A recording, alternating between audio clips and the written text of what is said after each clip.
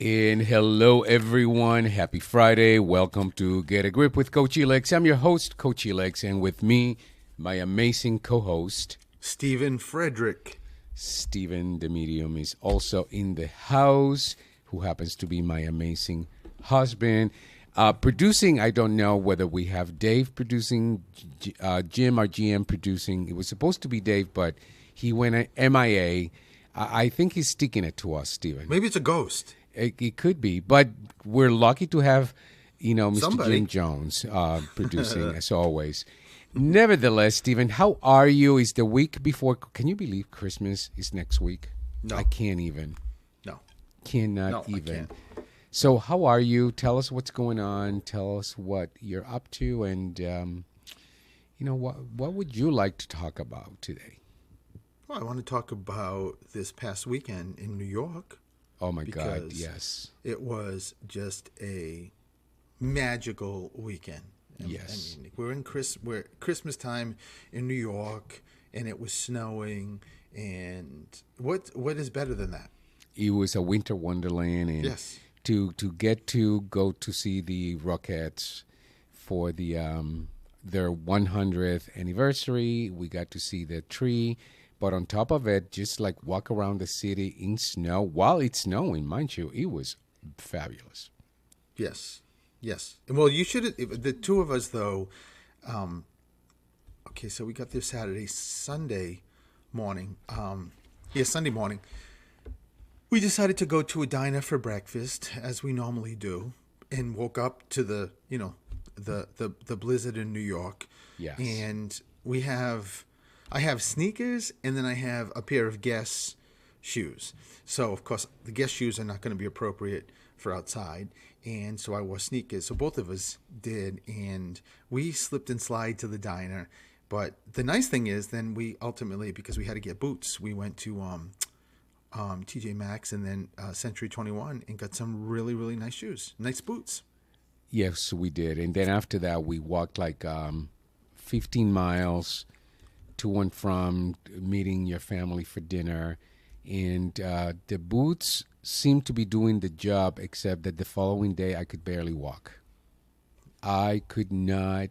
I don't know what happened. I should never have wore new boots to walk that long of a distance, even though I had no choice, because the streets were pretty, snowy and icy and slushy and all of that.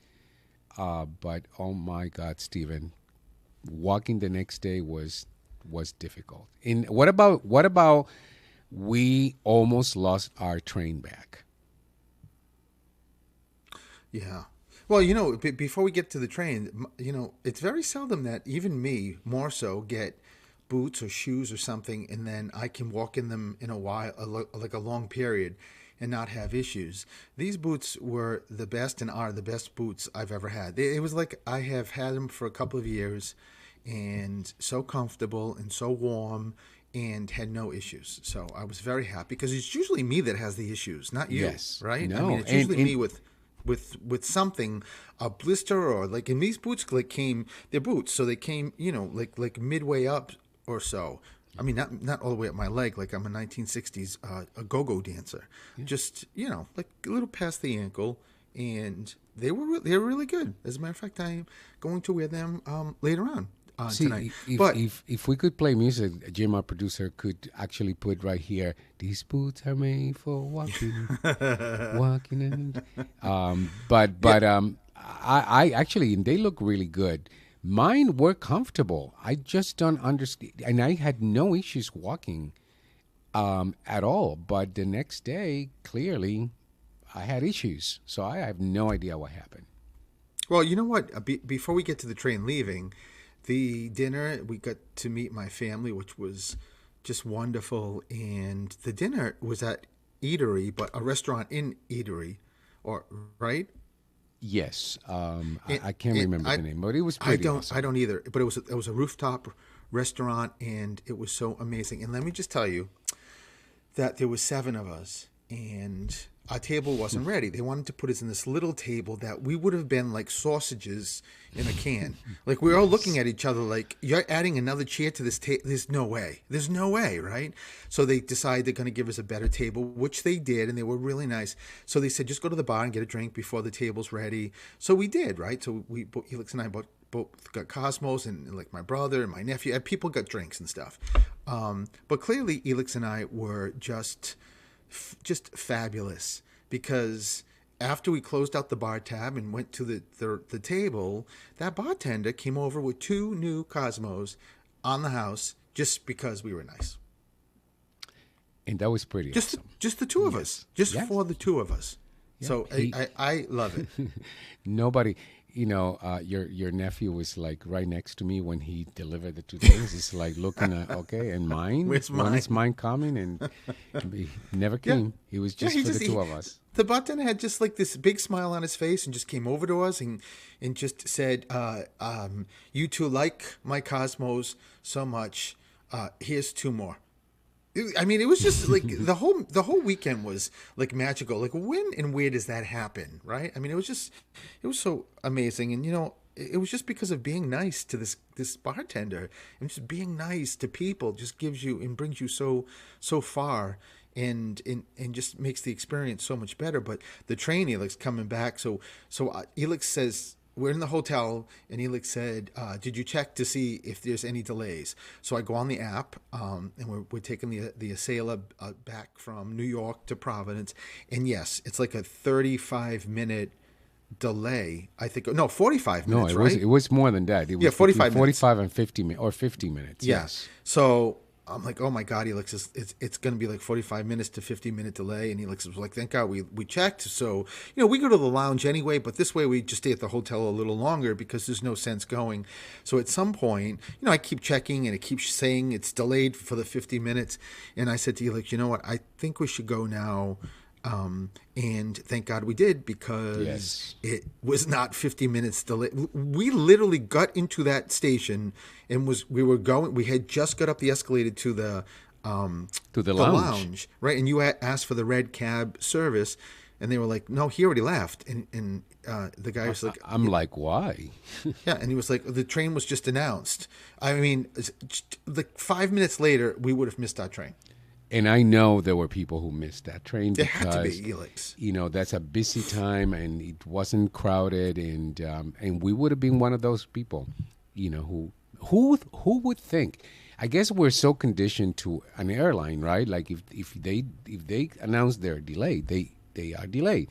But with Amtrak, they actually sent you a notice saying that even if they're delayed, the train could get there before the actual delay time that they tell you. So you need to be on standby. I never knew that. I didn't either. And the way we're getting to the train, so of course we made it coming home. We get to the entrance of the train we're going into, and there's two people that work there on the train outside, like on the platform. And Elix and I are coming in, and I look up, and it is our good friend Wilson, who we've just got to meet. And John and Krista, who came with us, got to meet him too. And oh my God, they laughed because we're like, we stopped. Both of us stopped. I'm like, oh no, oh hell no, we're not going on the train with this character here. And they laughed, and it was such a fun time, because Wilson is a trip. We just happened to get to know him from going to New York on the train, right? Yeah, just building relationships.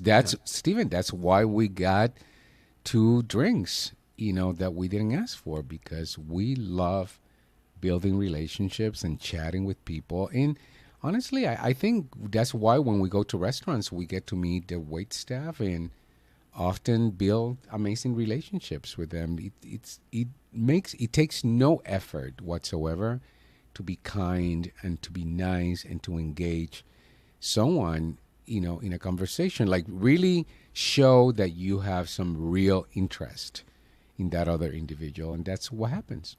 We build these amazing relationships. Despite what you think, I think that's such a huge thing of what happens with people, is that you see somebody, whether it's in the service industry or wherever it is, and they just maybe don't look warm and fuzzy or friendly, and then you just take that as, oh, well, I'm not dealing with that.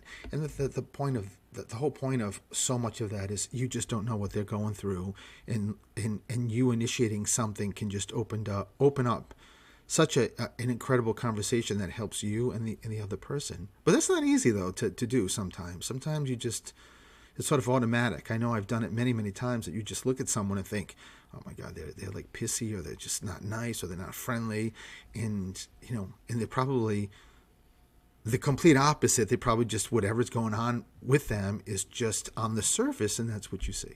Yeah, but that, we can say the same thing about ourselves. Sometimes we wake up and something's going on and we're distracted, and God only knows what vibe we are giving others.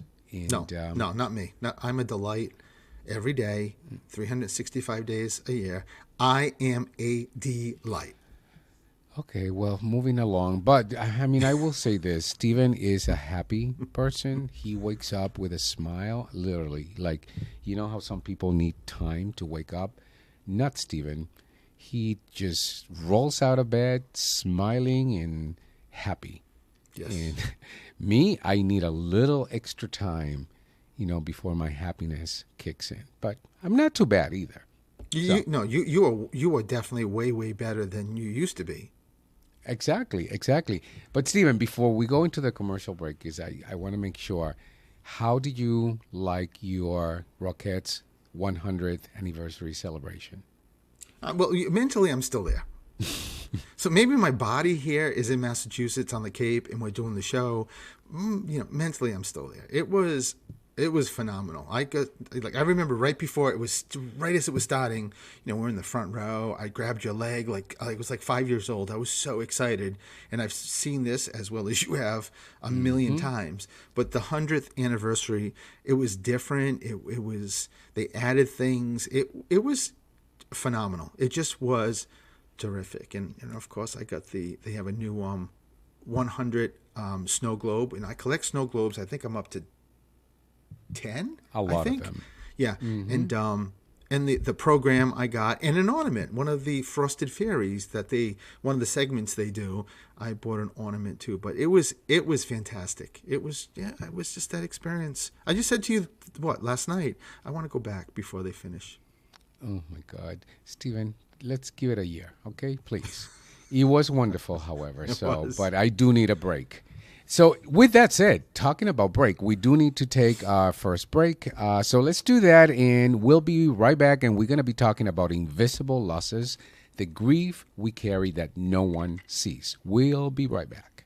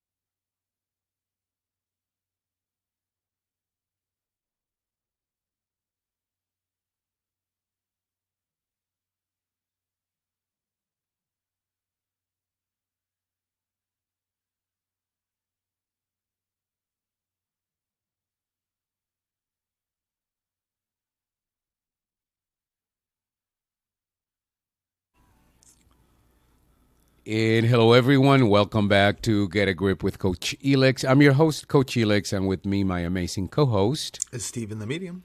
Stephen the Medium, who is also my amazing husband. And today, we are talking about invisible losses, the grief that we carry that no one sees. And, grief isn't only about death. Sometimes it's about the dreams that didn't happen, the relationships that change, and we didn't have the opportunity to get closure, the versions of ourselves that we had to let go of, or that future that we've imagined that quietly slips away. And these are invisible losses. And sometimes we carry that grief quietly, often without permission, ritual, or language. Yet, these losses, Stephen, shape us. They live in our nervous system, our choices, our energy, and our relationship. And honestly, I cannot think of a better person to have this conversation with than with you, because you are often engaging in conversations with the people that seek you, but they're talking about their grief that we all know. We lost someone and we're grieving that loss, but this is a different kind of grief, Stephen. So from your perspective, I'm really curious, do you notice a difference in someone's energy when their grief has been acknowledged versus buried? Yeah, there's no question. And it's interesting how I'm so glad that you described or gave a definition of what grief is. It doesn't, people automatically go, it's grieving somebody who died, right? Yes. And there's so many times that when I am doing readings with people, that somebody in spirit for them will bring up, and this just happened maybe a month ago. I remember this woman's dad is talking and giving like amazing validations, and then I'm like to the woman I was reading, "Who's Laurie?" And she looked at me and she said, "Laurie?" I'm like, "Yeah, your dad said bring up Laurie." And she said, that is a very good friend of mine, like a best friend of mine." And I said, "Well, he's bringing it up for a reason. What happened? Did she move? Why does he keep showing me there's a separation?" And I could see it. It was a Zoom call, but her eyes got just very watery very quickly, and they had fallen out. And she still hasn't, in her mind, 'cause in the reading she said she doesn't have an explanation of what happened. She just doesn't have the totality of what why did this happen? And she's grieving this best friend of, I think she said 22 years or so. So yeah, I mean, even her just bringing it up, as soon as I brought it up to the father, yeah, everything shifted, Elix. Every part of her shifted physically, and then because when I do readings, I'm seeing auras and things that are more subjective, not objective. Everything moved and everything changed, and the colors moved and the colors changed, and yeah, so absolutely. Yeah. And I often think when I thought about invisible losses, and that's why I wanted to have a show to talk about them, because they really, when you think about that, they are those, the experience, they are really experiences that society doesn't always validate as grief. And one of those, even though this is a death, but Stephen, one of our friends recently lost a pet. And one of the things and he was devastated, by the way, him and his wife. But one of the things he said to me, he's like, "I really wanted to meet you, Elix, because I felt that you would know what I'm going through. Because unless people have pets or they love animals, they don't understand that that we grieve the loss in the same way as losing a human." What are your thoughts around that, Stephen? Oh, man, I completely agree. I remember years and years ago, I was still living at home. I was in my teens, and we had two dogs that I picked up. Literally, they were in front of a drugstore, and I took home. That's a whole nother story. But a Saint Bernard and his brother, Saint Bernard and Collie. I mean, one was like almost 100 pounds, and one was like 110 or 115 pounds. So Jesse and Papaya. So I had both of them. They came home. I convinced my mother to keep them, and you know, you never got to meet the Melix, but they were with me constantly, because back then, you know, you go outside, and that was your life, right? There was no internet, none of that. It was just like you go outside and hang out. So the dogs would always be with me. They were my best friends, besides the fact I am an animal lover. And I remember the older one, Jesse, died really quickly, sort of like what you just talked about.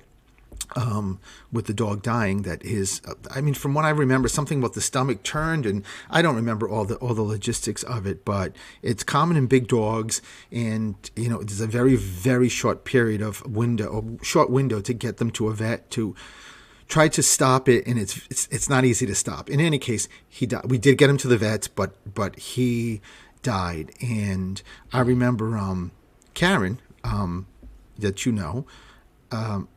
She left work to come to my house because she knew what that meant to me.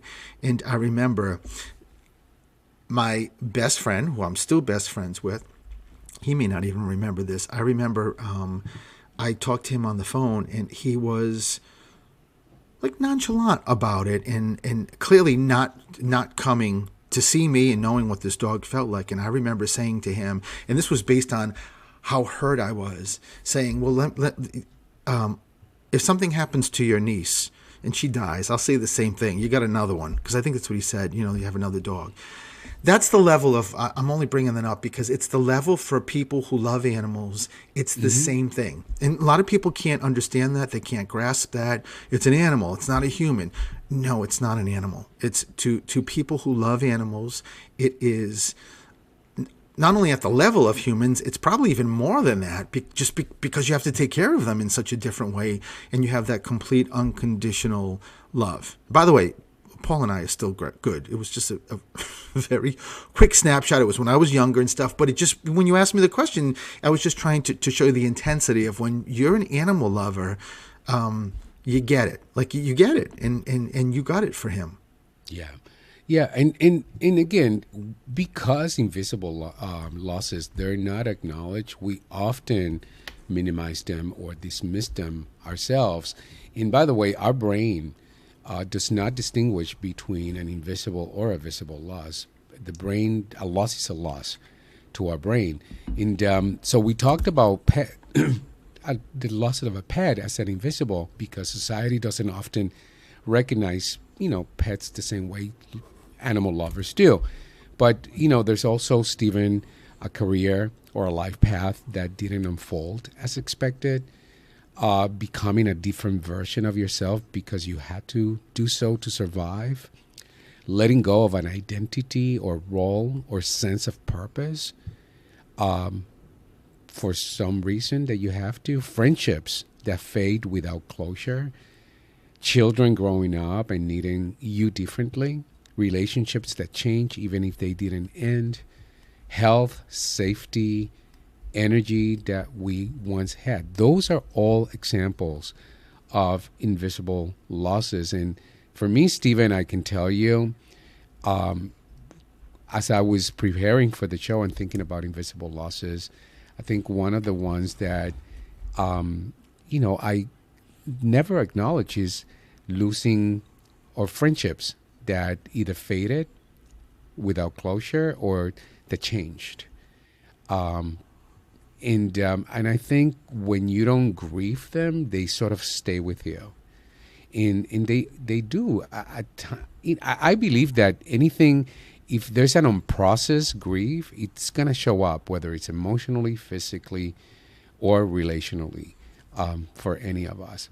But for me, that's one example of an invisible loss that, you know, it comes up, you know, from time to time for me. What about for you, Stephen? Any invisible losses that you've experienced? Well, I'm glad. I don't know if I missed it at the beginning. I'm glad you just explained what you meant by invisible. I didn't even know what at first when I heard that phrase, I didn't know what you meant. Invisible losses. So now I get it. I understand what you're saying.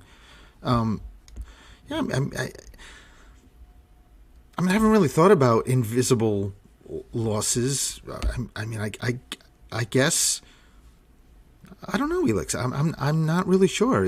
Nothing comes to mind that for me as an invisible loss that I'm dealing with now. I mean, I think I was going to say for people. I think one um, uh, not I get it's hard for me to explain, but the invisible part is I think people grieving the loss of who they used to be. And Yes.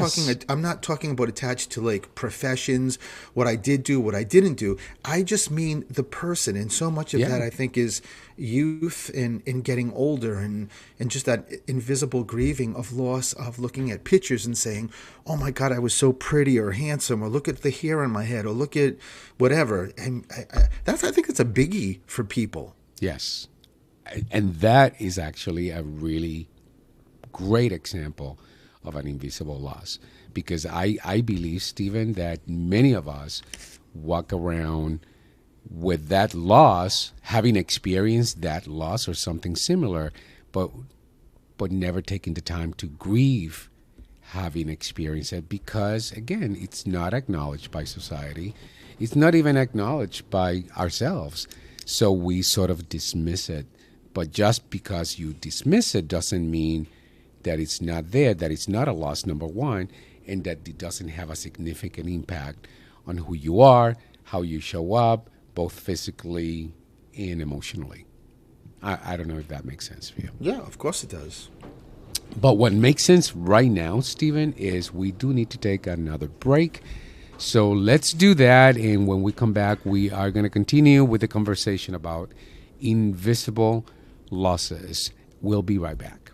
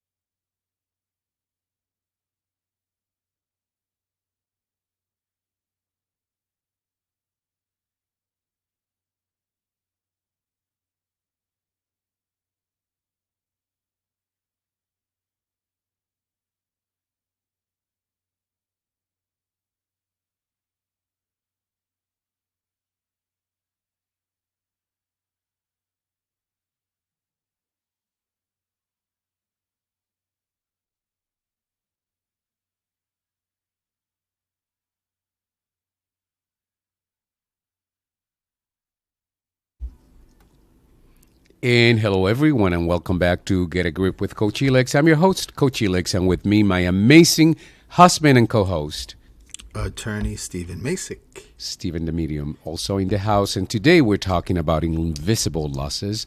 the grief that we carry that no one sees. And yes, we are talking about grief, but not the kind of grief that always gets acknowledged. And Stephen, with that said, how do we understand unseen grief? And I know you have an example to share, so go ahead. Well, when you ask me, I think it's probably because there's just so many, I don't know, things you can probably think of that's invisible. But one of the things that I know that I had to grieve was I was someone who, as you know, kept a lot of stuff from my past. I mean, simple things as I have something from like, I don't know what year it was. I was in the mall with probably Paul, and we come out, and on my windshield is a note. I think you're cute. Call me, and it was like Linda or Tony or something. I think it was a girl, and so I kept that, and so I would keep all that stuff as I don't know, sort of as a reflection of where I was, and could look back at it. And as the social media came into play, I would started, just like many people, started finding people via Facebook. At that point, I don't think I was on Instagram, and then reaching out to people like, oh my God, I remember this person, and I haven't seen them in so long. And what I found, which was surprising, honestly, to me, was not the same level of energy that I had finding them, like typing something and, knowing it's them, but saying something like, did you blah, blah, blah. And if I'm wrong, I'm sorry about it. Knowing in my head, it's that person, and like getting all excited, like, oh my God, the response is going to be as, I don't know, as emotional as I'm writing it. It's going to be like a high level energy. And, and then all of a sudden I got a response back, who are you? Or do I did, but I don't remember blah, blah, blah. And, I remember such specifics on so many things. And that was not once, but, several times. And the sort of realization that people change. I remember I reached out, found this one kid that was in my neighborhood. And I gave him a couple of examples. Like, remember we did this because we worked at Chess King together. Remember this? And then you took me into work because my car was broken. And his response was, I don't like to talk about that time period. So for whatever reason, he didn't like to talk about it. And that was just a blow to me too. It just stopped me in my tracks. Like, oh, okay, there's nothing for me. Like, I can't keep going forward with this. So that actually, I had to grieve that people change, and everybody is not at the same mindset as Stephen is. And that was hard. And by the way, that response from him is also a sign that he's dealing with that invisible loss. Sure. Because, yes. Again, those are losses that we don't acknowledge and we don't talk about. Now, Stephen, I think this is a twofold question. So when people come to you as a medium, obviously, they come to you because they're grieving, right? Often somebody that they lost to death. So my question to you is, when you are reading someone, do their spirits ever communicate awareness of some other invisible loss that they may be experiencing, that they may be holding on to something that it's getting in their way, but that's not necessarily why they came to you, but that comes up in the reading? Does that make sense? Yeah, well, the example I gave you in the first segment or second segment of the woman's best friend. I mean, she didn't come to that reading. You could tell it on her face. She didn't come to that reading, and she never expected that her dad was going to bring up her best friend who just walked away. So that was definitely an invisible grief or grieving that she's going through that is she's so emotionally charged about it. But yeah, I mean, absolutely. I mean, I do so many readings. I've done readings that spirit will bring up, like their loved ones will bring up something like, they wanted to do something and they never got to do it. And, I've had conversations of,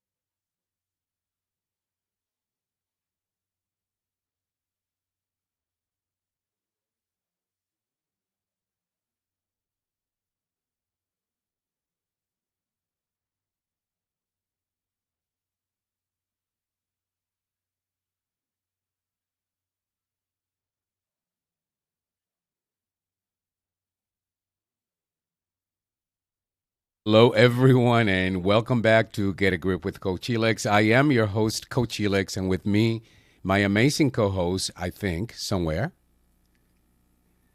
If he's not here, he is probably on. Yeah, he's probably on the way in. So apologies for the abrupt disconnect, but we lost power. We actually have some severe weather here in Massachusetts, in Cape Cod, and we just lost power. So we needed to wait for our generator and our Wi-Fi to get restored and restarted. So my apologies, but I believe that we are now restored, and we're just waiting for Mr. Stephen DeMedium um, to join in. So he tells me that he is unable to join. Just give me 1 second.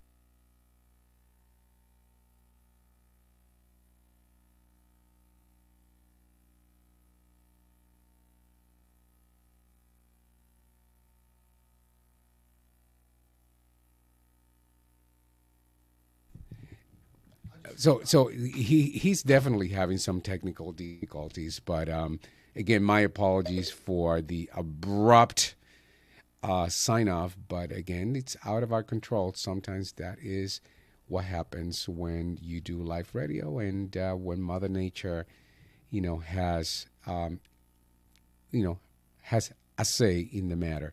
But anyways, today we are talking about invisible losses, and that those are the grief that we carry that no one Here I sees. am.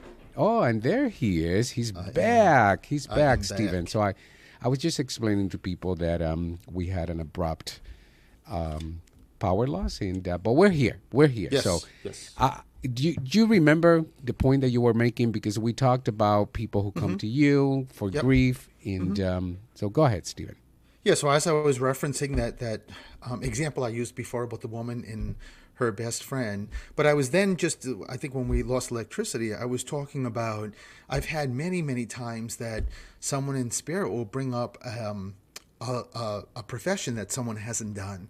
And I will bring that up to them and say, Yes. something like I keep feeling like I'm in a hospital or so, and just ask them, is there a job or a profession that you wanted to do, and but you never got to do it for whatever reason, and it happens a lot, and they'll say yes, and I'll say something like, is it connected to healthcare? And then you'll hear, yes, I always wanted to be a nurse, but I was the oldest of, I don't know, 8 kids, and I had to help my mom, and so I never could go to school. I was taking care of the kids.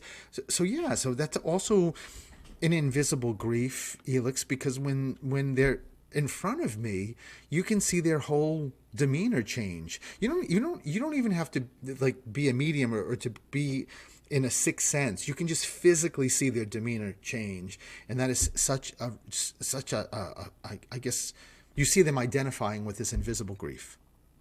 And Stephen, why, given what you do and your connection to, the spirit world and what they see that we don't see here, why do you think it is important to acknowledge those losses that are invisible, and the cause of not acknowledging them?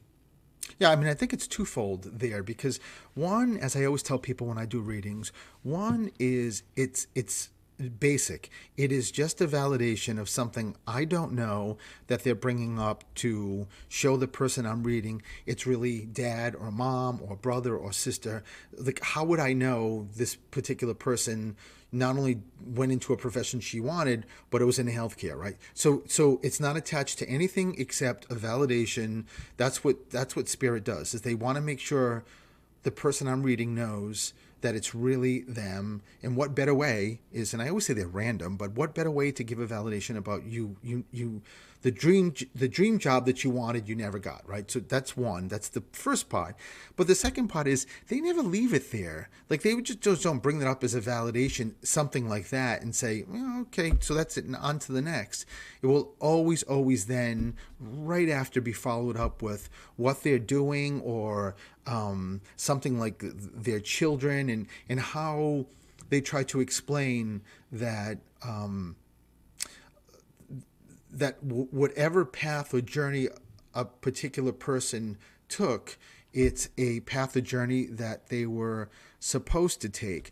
But there's also that little sprinkle of, but be aware of that, because how much were you responsible for not happening? Just Yes. be accountable, and because they've done this, right? They've lived this life, and they know it's very, very easy for us to become victims and say, "Oh, yeah, well, I just didn't have, I didn't have the money. I had to take care of this. I'm too old. It's too late." So it's pretty incredible. It's always positive messages when I do these readings. Which, by the way, that is a very common response, from many of us. We may acknowledge the loss, but then it follows by, I'm too old to change that. It's too late. It just is what it is. And the answer to that is never, you're never too old, and it's never too late to acknowledge to shift something and to transform something in your life. And with that said, Stephen, how do you think, what is the best way to heal those invisible losses? I mean, I think it starts first of all, by acknowledging that they are there, that they exist. Because if you don't acknowledge them, then it's like nothing happens, right? Same business as usual. But after you acknowledge them, how do we heal? How do we get past that grief where we feel the pain that comes with any kind of grief? Well, I mean, I think you're right. I mean, you have to acknowledge it, but I think it's not just acknowledging it like this happened. I think you have to acknowledge it, but you have to go through it. You have to feel whatever you're feeling. You have to sit in it, and that means the good and the bad. You can't just think of something like the example with the woman losing her best friend. You can't, you can't just pick and choose what you want to think or not want to go there because it's too hurtful. You have to actually, you have to walk through it. You have to feel it, and you have to go through it. And is sometimes it's not easy, right? I mean, life's not easy. But one thing that Spirit tells me all the time is really sort of stepping back and knowing that, or really trusting that you're going through something that is your life, if you will, is taking you through something that you need to go through to get to the other side, or through it, which will be so much better. Like your life and your guides and your loved ones, they all know where the end game is, whether the end game is, a year from now, 6 months from now, or 50 years from now. They know where you're going. So you have to really sometimes just surrender it to the universe, knowing that your life wants, and your universe wants, you to be the best person you can be, to find your meaning and your passion and your purpose. And that even though right now it feels like life is kicking my butt and you hate your life and life is not taking care of me, you've got to somehow, some way, just hold on to, I know I'm going through this for a reason. And one of the greatest things, I just share this with you, Yes. is just always remember, a way to get through this is, right now what you're feeling is a snapshot, and that snapshot, like a movie projector, is going to move, and there's new snapshots coming in, there's new scenes coming in. You don't know the minute from now what's going to be the change in such a positive way. Yeah. Now, Stephen, do you think healing is possible without answers? Because there are some things that, there are some invisible losses that we have answers to, right? So we lose a pet, they're sick, and, and the vet tells us, they needed to be put to sleep because, right? Right. So that's an answer. But there are invisible losses that we may not have answers to. That friend that, either walks away or leaves the friendship, and you may or may not know the reason why. Can you still heal without answers? I think, yeah, I don't think it's easy, depending on what the experience is. For most of it, I don't think it's easy, but yeah, I absolutely, I do. I think so. I think, we have internally, we have these little compartments, and we have healing in one of those compartments. But there's degrees of healing.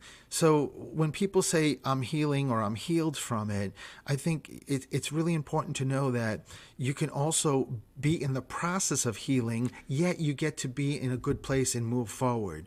It doesn't necessarily mean like the best friend, or in my case, my dad. My dad, took his life when I was 8 years old. Do I still have that compartment of healing? Am I healed? No. But I Yes. do know that the healing process keeps moving forward and getting better and better, like grieving. You can handle it a little bit better. So you don't have to always look for the black and white, I'm healed or I'm never going to heal. How about just stepping back and knowing that I'm in the process of healing? And I think when you say that, you give yourself grace, or anybody else grace, and it just makes it a little bit softer on you, and you can actually move forward. Yeah, that's really wonderful. And by the way, there are gentle ways to honor invisible losses and to begin that healing journey. So you could write a letter to the version of yourself that you lost, or you could write a letter to that person, that friend that it's no longer there. You could create a personal ritual or moment of remembrance. You could speak the loss to someone that you trust and you feel safe. That, to me, by the way, is a way to honor and to start the healing process. Speaking about that loss and what it meant to me with somebody like you, Stephen. You could also allow emotions without needing to justify it. And I think you talked about that, Stephen, giving yourself grace. That is a way to heal some of those invisible losses, to begin the healing process, that is.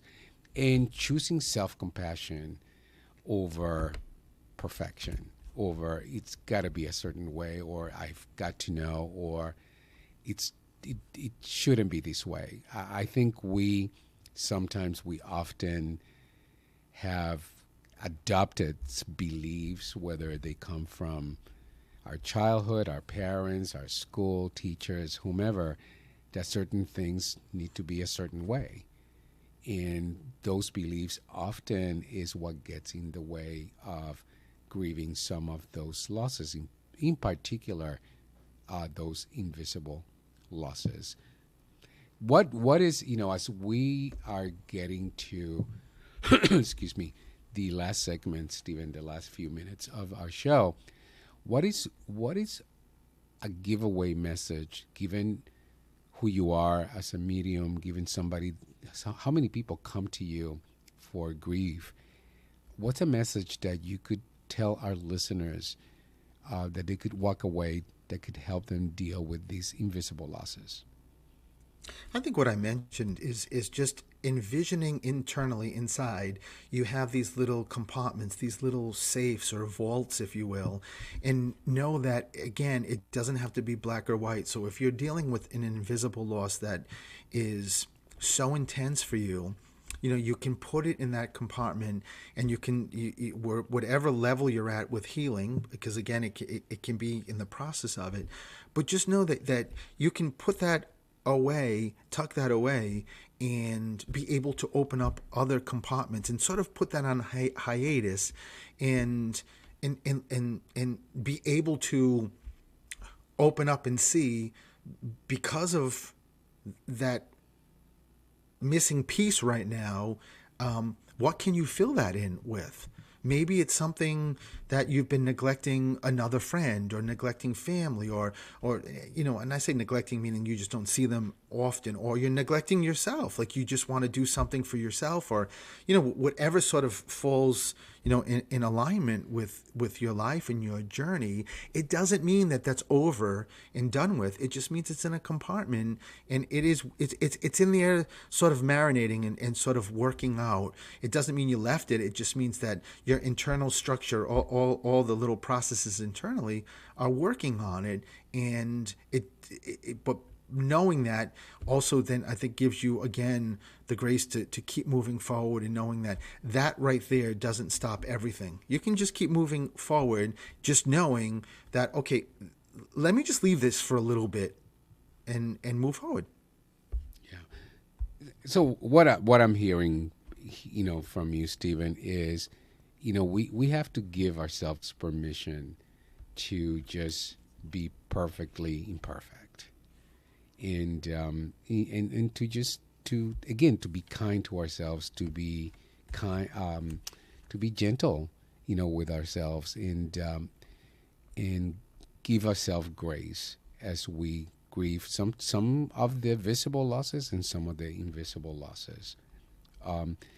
As we close today's conversation, I want you to remember that you do not need permission to grieve what matters to you.